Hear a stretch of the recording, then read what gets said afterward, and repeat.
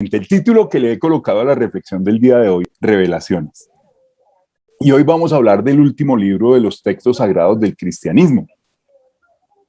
Y de este libro vamos a hablar de los últimos versículos del último capítulo.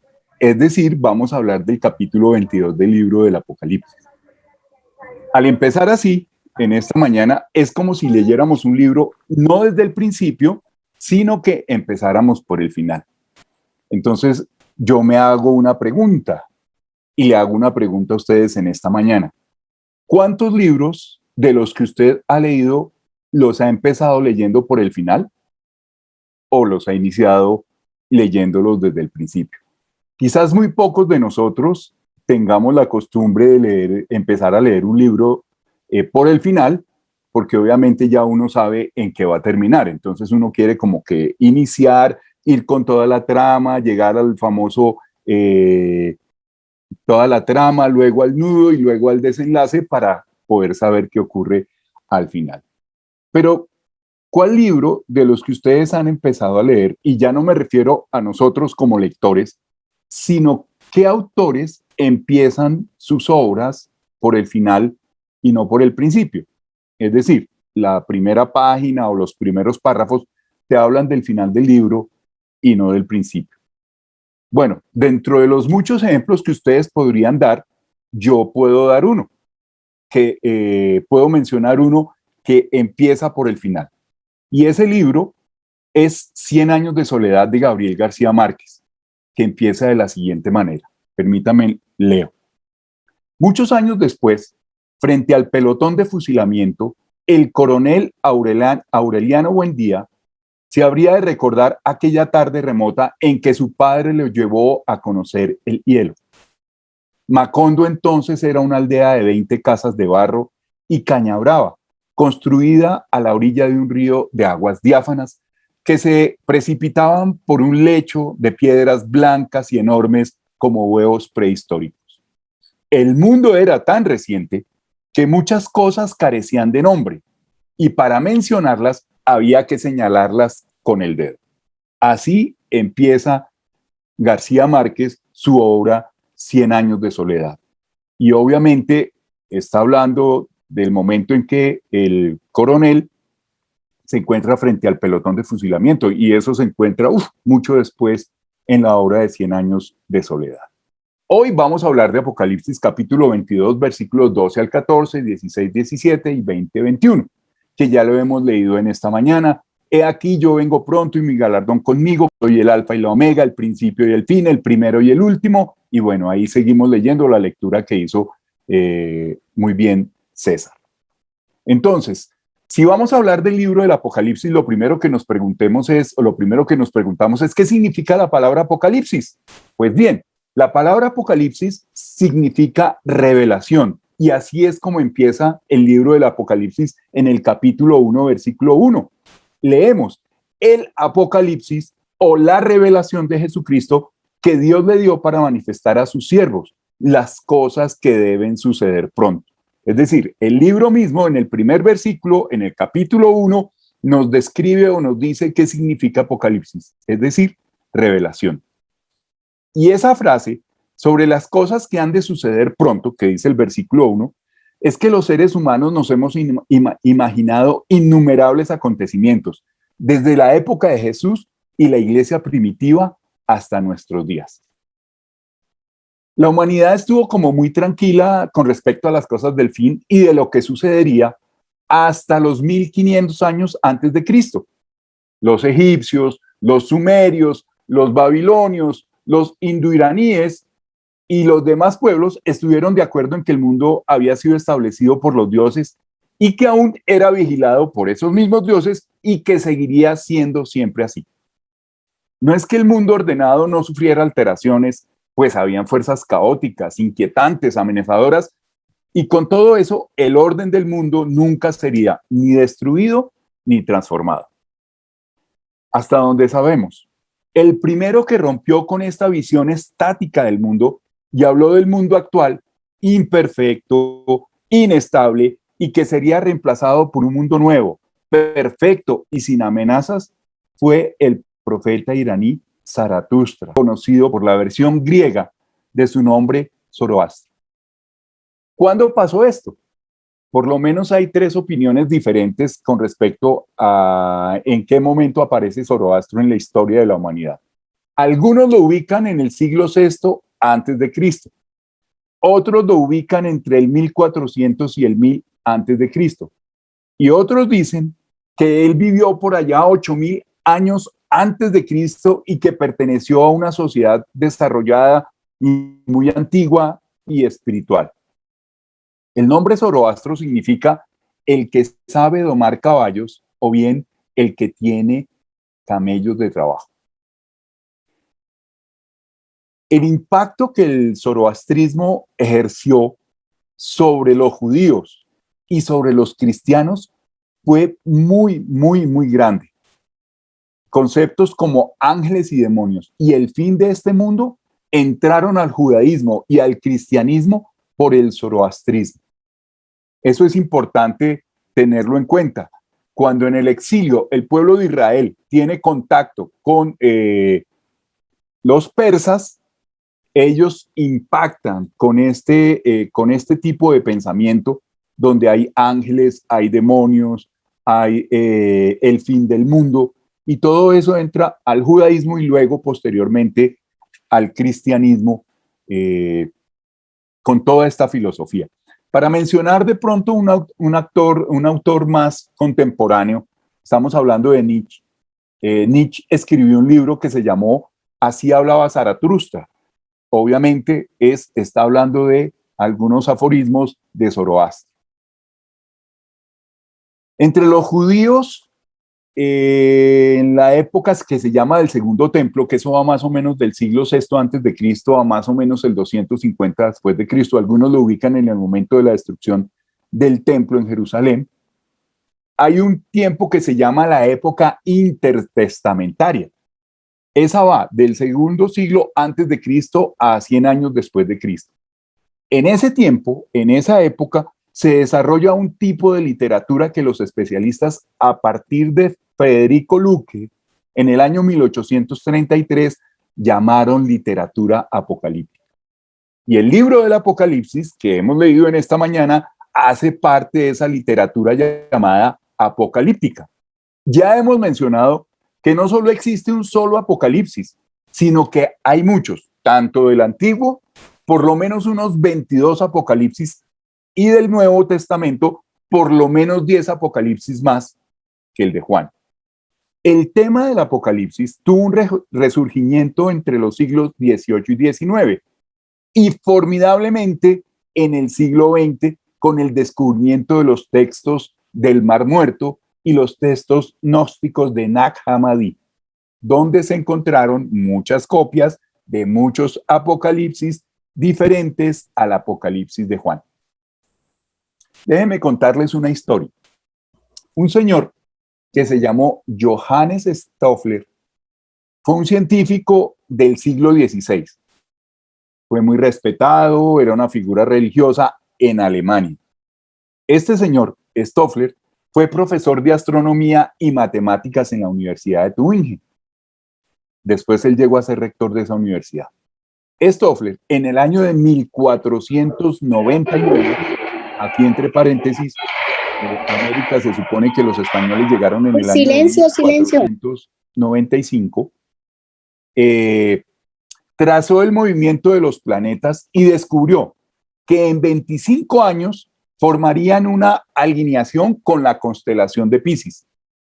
Y por supuesto, como la Piscis es el signo del pez, Stoffler dedujo que esa conjunción de planetas dentro de ese signo astrológico mostraba que iba a venir un gran diluvio que iba a inundar toda la Tierra y que ese diluvio empezaría el 20 de febrero de 1524. Como Stoffler era una persona respetable, de influencia, científico, consejero de la realeza, pues muchas personas, tanto en Alemania como en otros países de Europa, tomaron en serio la predicción de Stoffler. Y a medida que se acercaba la fecha anunciada de lo que iba a ocurrir, empezaron a distribuir volantes, que ya llamaríamos hoy en día, advirtiéndole a la gente que los evitara y que se preparara. ¿Eso qué hizo? Que muchas personas que vivían en valles, en mesetas, diferente a las montañas, vendieran sus tierras a precios irrisorios. ¿Para quiénes? Para aquellos que no creían en esto que había dicho Stoffler y también a los oportunistas. Por lo tanto, muchos de ellos vendieron sus tierras, vendieron sus terrenos a pérdida. Otros construyeron barcos, se llenaron de provisiones, mirando que lo que iba a ocurrir, que venía una catástrofe y un desastre para la tierra. Y otros, pues, abandonaron sus propiedades y se fueron a vivir a las montañas. De los muchos que escucharon a Stoffler y de los muchos que construyeron sus barcos para prevenir la catástrofe que venía, había un alemán, era un conde, von Iglenheim. Él construyó un arca de 3 pisos, inmensa, grande, donde podía caber su familia y cabían algunos amigos, algunas otras familias amigos. Y antes de amanecer del día anunciado, Iglenheim, su familia y las familias amigas, obviamente, entraron al barco. Hay una anécdota acá interesante con Iglenheim, que como tenía dinero, pues entonces sus sirvientes lo llevaron cargado con todas las provisiones para la sobrevivencia de lo que iba a venir. Como el espectáculo fue tan llamativo, pues obviamente mucha gente se reunió afuera. Mucha gente se reunió afuera del barco. Unos curiosos, otros escépticos con el tema del diluvio y la catástrofe que venía, y otros que se burlaban al mirar a las familias que estaban en el arca. El asunto fue que los que se estaban burlando, los que se estaban riendo afuera del arca, de que estaban riendo de los que estaban metidos dentro del arca, entraron en pánico cuando empezó a llover. Empezó a llover. Entonces, ¿qué ocurrió?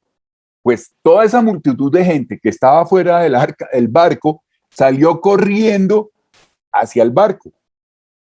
Eso hizo que muchos en esa carrera murieran aplastados y pisoteados por la estampida de la gente, del miedo de lo que estaba lloviendo y creyendo que era cierto lo que estaba pasando. ¿Qué hicieron? Golpearon el arca, pidiéndole a Iglenheim que los llevara, que los dejara entrar. Obviamente, Iglenheim se negó. En ese aspecto, cuando Iglenheim se niega, la gente entonces forzan las puertas del barco, se meten dentro del barco, sacan al conde y lo apedrean hasta que muere. Después de que ocurre todo eso, cesa la lluvia, deja de llover y ese día pasa la historia sin que cayera otra gota de agua. Esta historia que nos muestra que las predicciones de catástrofes que van a ocurrir ya inminentemente aterran a la gente y han aterrado a la gente a lo largo de toda la historia de la humanidad. La mayoría de estas predicciones, como la de Stoffler, han sido falsas. Recordemos los que estábamos vivos, los que ya habíamos nacido, al temor o al miedo al Y2K en la medida en que se acercaba el año 2000. En esa época, en el año 1999, los expertos que predijeron que todas las computadoras iban a dejar de funcionar el 31 de diciembre de 1999 a las 12 de la noche, porque las computadoras no estaban programadas para manejar el cambio a la secuencia numérica del siguiente milenio.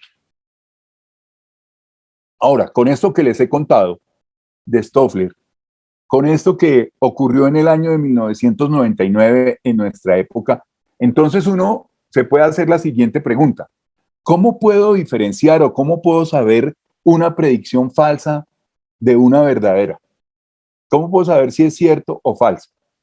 Yo no creo tener la respuesta exacta a la pregunta, pero creo que si podemos tener un criterio sensato que nos dé alguna precisión, para conocer si una predicción es falsa o verdadera es porque se nos hace necesario. Necesitamos conocer las reglas que rigen a los apocalipsis y la lectura y la literatura apocalíptica. Ahora, ya hemos dicho qué significa apocalipsis.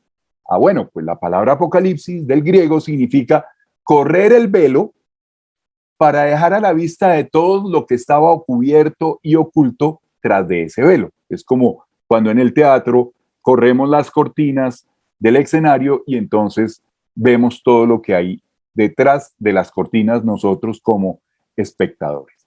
Apocalipsis significa entonces revelar y descubrir.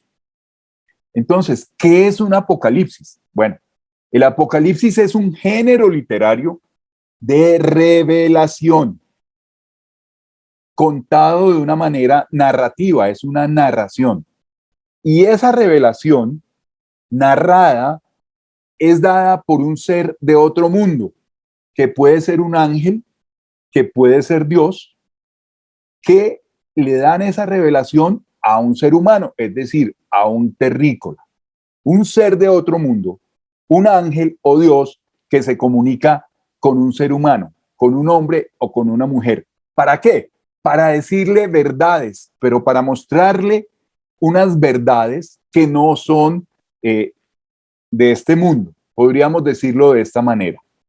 Esa revelación tiene por una parte el aspecto temporal.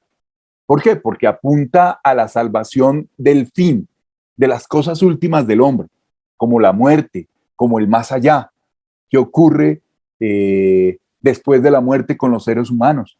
¿Para dónde vamos? ¿Dónde vamos a estar? Entonces, esta literatura de Apocalipsis revela esas cosas. ¿Qué va a ocurrir en los tiempos después de la muerte? ¿Qué ocurre con el ser humano? ¿Qué ocurre con nosotros, con la tierra? Eso tiene que ver con la literatura apocalíptica. Pero también tiene que ver con la vida de otro mundo sobrenatural, es decir, inmaterial, diferente a todo lo que nosotros los seres humanos conocemos. Y cuando habla de un mundo sobrenatural e inmaterial, entonces aquí entran los ángeles, los demonios, por decir algún ejemplo. Entonces, esta literatura de los apocalipsis o de la apocalíptica, pues tiene unas características, como cuáles, que quien escribe no coloca su nombre verdadero, sino que se remite a nombres del pasado, que son famosos, para que sea creíble lo que él escribe. ¿Qué es? Abraham, Noé, Enoc, Moisés, utilizan nombres famosos para escribir sus obras para que tengan autoridad. Pero también tienen un dualismo histórico, es decir, es válido lo que ocurre hoy en el presente, en la historia humana, pero también es válido lo que ocurre hacia el futuro. Esta historia, la historia humana, es una historia mala que va a terminar mal y va a empezar una nueva historia, un nuevo lugar de vida sin las dificultades y problemas que tenemos nosotros los seres humanos en esta historia. Pero también la apocalíptica se caracteriza por la demonología. Recordemos que la demonología entra al judaísmo y al cristianismo por el contacto con los persas, con el zoroastrismo. También tiene una característica de lenguaje críptico. ¿Qué es un lenguaje críptico? Que cualquier persona que la lea sin conocer los códigos no lo va a entender. Por eso lenguaje críptico, lenguaje cifrado. Quien no conozca el código, quien no conozca el significado, lee, pero no va a entender. También utiliza un lenguaje simbólico. ¿En qué? En números, en colores, en lugares, en las partes del cuerpo humano, en animales y en cosas como plantas, estrellas, planetas. Todo eso tiene una simbología. Entonces el número, por decir algo, el número 7 no significa 7, sino que el número 7 revela la perfección y revela la perfección de Dios. O los colores, por ejemplo, el blanco, que revela autoridad y poder, por colocar un ejemplo. También esta literatura de los apocalipsis tiene un pesimismo histórico. Este presente es malo, este presente es negativo. También revela el destino de la humanidad. Así como es pesimista, la historia de la humanidad va hacia un fin y es un fin de destrucción y de caos. Pero después de ese fin de destrucción y de caos vendrá un espacio y un tiempo maravilloso. También esta literatura de Apocalipsis tiene visiones. Por eso el Apocalipsis de Juan nos narra varias visiones que tiene Juan allá en Patmos. Las visiones que él tiene sobre las iglesias, las visiones que tiene sobre la bestia, las visiones que tiene sobre el mal, las visiones que tienen del enfrentamiento entre el bien y el mal. Pero esta literatura del Apocalipsis o literatura apocalíptica, la otra característica es que es puesta por escrito, se escribe. Es diferente a la profecía. La profecía, Dios le habla al profeta y el profeta habla. La profecía luego fue puesta por escrito, pero inicialmente es hablada. La literatura apocalíptica no es hablada, es escrita. Por eso hay tantos apocalipsis. Y la literatura apocalíptica o del Apocalipsis nos habla del trono de Dios. Por eso en el libro del Apocalipsis es tan importante el trono de Dios. Siempre habrá un intermediario, lo hemos mencionado, este intermediario que viene de otro mundo para comunicarse con un ser de este mundo y establece la lucha entre el bien y el mal, venciendo finalmente el bien y logrando un estado final de gloria y de bienestar para los seres humanos. Volvemos a cómo iniciamos con una observación. El libro del Apocalipsis de Juan, el que aparece en el Nuevo Testamento, tranquilamente puede terminar en el capítulo 20. Ahí termina la historia con el fin del mal sobre la humanidad. Esto es como si las Sagradas Escrituras hebreas, es decir, el Antiguo Testamento, iniciaran el libro del Génesis en el capítulo 4. Sin los capítulos 1, 2 y 3, no conoceríamos cómo empezó todo. Así también, si los capítulos 21 y 22 del Apocalipsis, no sabríamos cómo termina todo. Así que quiero señalar 3 cosas en esta mañana del texto que hemos leído. En primer lugar, en el versículo 12 dice: he aquí, yo vengo pronto, y mi galardón conmigo para recompensar a cada uno según sea su obra. Este verbo venir se menciona 6 veces en estos versículos.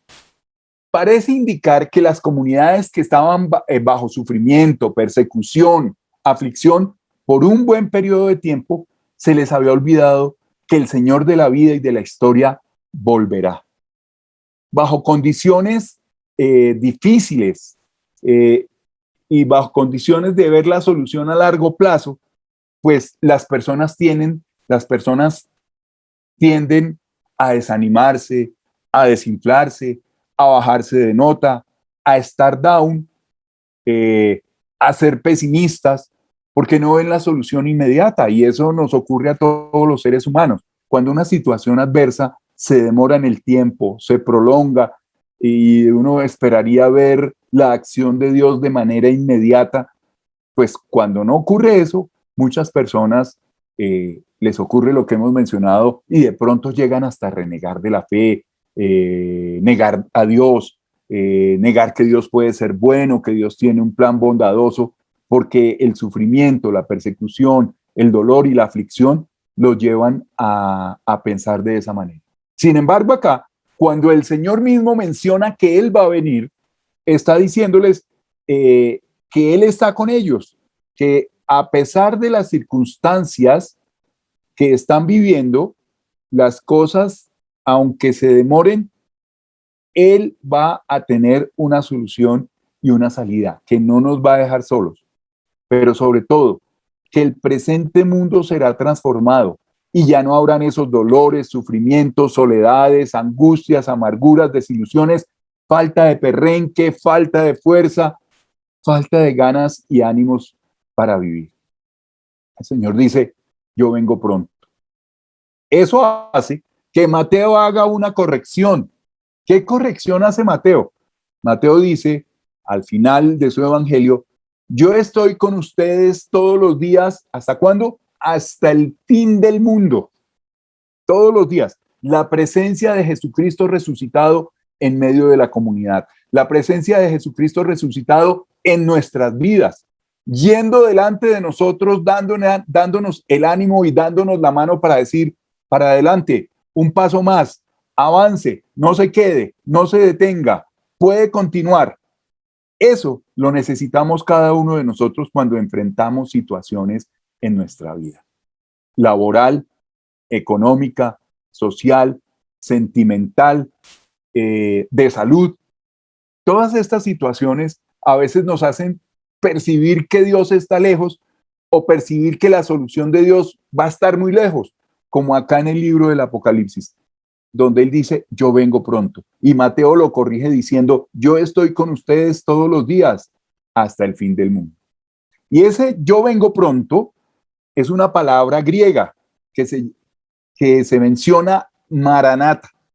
No es el único lugar donde se menciona en el Nuevo Testamento, acá en el libro de Apocalipsis. Se encuentra también en la primera carta que Pablo le escribe a los Corintios, capítulo 16. Él dice, el Señor viene, Maranata. Y cuando estamos ante estas condiciones adversas y difíciles, decimos, Señor, ven, pero ven pronto, no te demores. Por ahí hay ¿qué? De los que se cantan en diciembre, un villancico que dice, Señor, ven, no te tardes tanto. Está haciendo alusión a eso. Si usted de pronto ha cantado villancicos o ha hecho esta oración o la ha escuchado, que dice, Señor, ven, no te tardes tanto, ven, tiene relación con estas situaciones que padecemos de adversidad. Con una enfermedad incurable, cuando uno quiere que la enfermedad se quite, que la enfermedad se sane, que uno pueda levantarse de la cama, o cuando uno está en una crisis emocional, sentimental, cuando ha perdido un cariño, un amor, o cuando ha sufrido una traición, cuando ha sufrido un desengaño, o con los amigos, o con los compañeros de trabajo, o en un negocio donde lo han estafado, donde ha perdido su esfuerzo, su dinero, su trabajo, pues uno lo que quisiera es pasar prontamente esa situación, pasar prontamente ese dolor, pasar prontamente esa angustia. Señor, ven pronto. El Señor dice, vengo pronto. Y Mateo dice, estoy con ustedes todos los días hasta el fin del mundo. El segundo pensamiento que quiero desarrollar con ustedes es que el Señor anuncia su regreso y lo anuncia de la siguiente manera. Él dice, yo soy el principio y el fin, el alfa y la omega, el primero y el último. Es decir, eso nos refleja como tres aspectos, pudiéramos mencionarlos en esta mañana. La primera, de estar completo. No sé si el término técnico pueda ser completud o completud, no sé cuál sería la palabra adecuada, pero es estar completo. Para los griegos, los dioses eran el alfa y la omega. Para los judíos, el alef y la tau. Y para nosotros, cuando hablamos de la A a la Z, estamos hablando del principio al fin, para indicar una serie completa, es decir, está terminadito. Y aquí Jesús nos muestra que esa completud o esa totalidad está en Él y que Él no necesita ninguna fuente más. Entonces, lo primero, cuando el Señor dice que va a regresar y presenta unas credenciales, la primera es de estar completo. La segunda es de la eternidad, que Él es eterno. Él incluye en sí mismo todo el tiempo, porque Él es el primero y es el último. Es decir, es eterno. Y el tercer elemento es la autoridad. Los griegos decían que Zeus era el principio, el centro y el fin. Los judíos tomaron esa idea y se la aplicaron a Dios, obviamente con su propia interpretación. Decían que como Dios era el principio, no recibía su poder de ningún otro. Como él era el centro, no compartía su poder con nadie. Y como él era el fin, no le pasaba su poder a nadie. Es decir, el Señor viene y se presenta con estas tres características. Y un último tema que quiero trabajar en esta mañana o compartir con ustedes es el versículo 14. Dice, bienaventurados los que lavan sus ropas para tener derecho al árbol de la vida y para entrar por las puertas en la ciudad. Es decir, la palabra bienaventurados tiene que ver, el término técnico es macarismos, en plural en griego es makarioi, los macarismos, las bienaventuranzas. En el libro del Apocalipsis encontramos siete bienaventuranzas, así como en el Evangelio de Mateo, capítulo 5, podemos encontrar 7 o 9 bienaventuranzas de acuerdo a cómo las clasifiquemos. La primera bienaventuranza en el libro del Apocalipsis está en el capítulo 1, versículo 3. Dice, bienaventurado el que lee y los que oyeren las palabras de esta profecía y guardan las cosas en ella escritas, porque el tiempo está cerca. Para algunos, esta bienaventuranza no se cumple, pues empiezan a leer y todo va bien más o menos hasta el capítulo 3. Pero al entrar en el capítulo 4 en adelante, las cosas se complican. Y ya no son bienaventurados, sino confundidos por lo que empiezan a leer y a imaginar y a llenarse de miedo por lo que leen o por lo que oyen. La segunda bienaventuranza se encuentra en Apocalipsis 14:13. Bienaventurados de aquí en adelante los muertos que mueren en el Señor. Sí, dice el Espíritu, descansarán de sus trabajos porque sus obras con ellos siguen. Apocalipsis 22:12 dice, yo vengo pronto para recompensar a cada uno según sea su obra. Esta bienaventuranza dice que bienaventurados los que mueren en el Señor, es decir, los que creen en el Señor. Pero aquí hay un tema complejo y es el tema de las obras. Desde una perspectiva cristiana reformada, el tema de las obras no cuenta para la salvación. Pero acá en el libro del Apocalipsis se menciona 2 veces. Aquí en Apocalipsis 14:13 dice, porque sus obras con ellos siguen. Y en Apocalipsis 22:12, para recompensar a cada uno según sea su obra. Tal vez, y por eso, Lutero ni Calvino hicieron comentarios a este libro. No voy a profundizar en este tema hoy, en esta reflexión, pero sí es un tema para tratarlo más adelante, esto de las obras, porque sus obras con ellos siguen o para recompensar a cada uno según sea su obra. La tercera bienaventuranza está en 16:15, Apocalipsis 16:15. Bienaventurado el que vela y guarda sus ropas para que no ande desnudo y vean su vergüenza. Esto está muy parecido a el tema que el ángel le dice a la iglesia de la Odisea. Dice de la siguiente manera, porque tú dices, yo soy rico y me he enriquecido y de ninguna cosa tengo necesidad. Y no sabes que tú eres un desventurado, miserable, pobre, ciego y desnudo. ¿Alguna vez lo han insultado, hermano, de esta manera? Tú eres un desventurado, miserable, pobre, ciego y desnudo. Bueno, ahí nos están insultando. Por tanto, yo te aconsejo que de mí compres oro refinado en fuego para que seas rico y vestiduras blancas para vestirte y que no se descubra la vergüenza de tu desnudez y unge tus ojos con colirio para que veas. La siguiente bienaventuranza está en Apocalipsis 19:9. Bienaventurados los que son llamados a la cena de las bodas del Cordero. Es decir, vamos a tener un compartir, una coinonía, una fraternidad, todos los que somos invitados a la cena. Por eso, como decía alguien en un anuncio que tenía en su oficina, encima de su escritorio, tráteme bien porque mañana yo puedo ser su jefe. Aquí en este caso podríamos decir, tráteme bien porque mañana podremos estar sentados codo a codo en la cena de las bodas del Cordero. La siguiente bienaventuranza está en Apocalipsis 26. Bienaventurado y santo el que tiene parte en la primera resurrección. La segunda muerte no tiene potestad sobre estos, sino que serán sacerdotes de Dios y de Cristo y reinarán con él 1000 años. Acá hay varios temas para desglosar que no los voy a hacer hoy en este versículo. La primera resurrección, la segunda muerte y el milenio. 3 elementos, no los voy a desglosar, pero son temas para trabajar.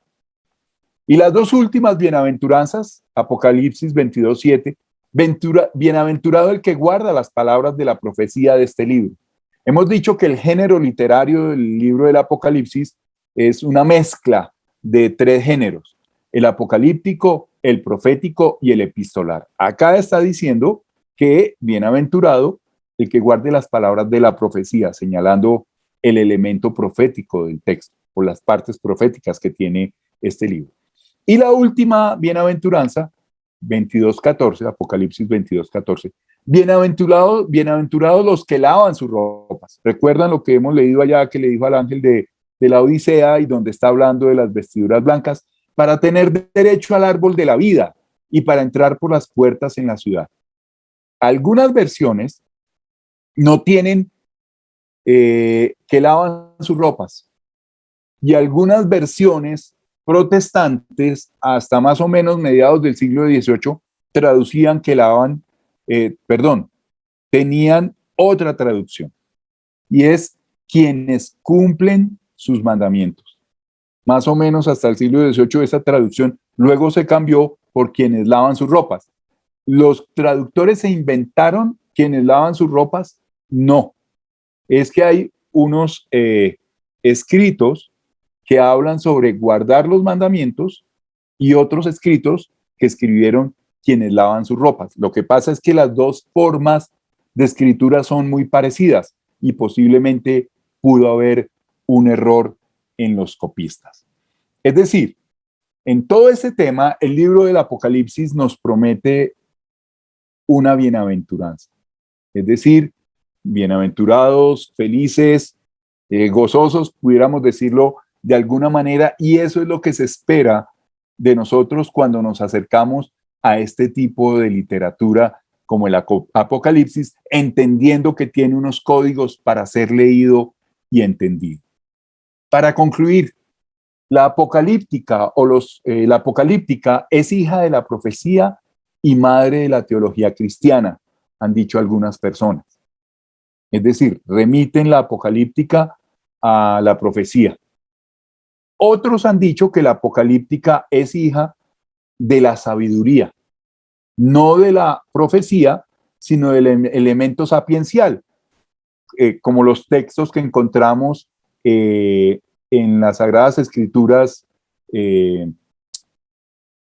protestantes o judías, como son Proverbios y Eclesiastés. Eso es literatura sapiencial o literatura de sabiduría. Y otros han dicho que la apocalíptica es hija tanto de la profecía y que tiene elementos de sapienciales o de sabiduría. Por lo tanto, la apocalíptica y el Apocalipsis ha sido escrito no para producirnos miedo, sino para generar consuelo y esperanza en medio de situaciones difíciles, complejas o delicadas. Pero sobre todo, la apocalíptica y el Apocalipsis ha sido escrito para darnos o para enseñarnos o para motivarnos a resistir. ¿A resistir qué? A resistir el mal, a resistir aquellos que quieren inducirnos a que podamos ser como ellos o a creer como ellos o a estar como ellos. No estoy hablando aquí de una mentalidad de gueto, sino que la apocalíptica fue creada en un tiempo para resistir, y en ese caso la persecución de Antíoco Epífanes y todo lo que vino después con el Imperio Romano, pero también para nosotros poder resistir a aquellos cantos de sirena que quizás nos puedan seducir, como aquellos que nos dicen que pueden tener las soluciones a todos los problemas de la vida. El único Señor de la vida y de la historia que tiene las soluciones y las salidas es nuestro Dios. Amén.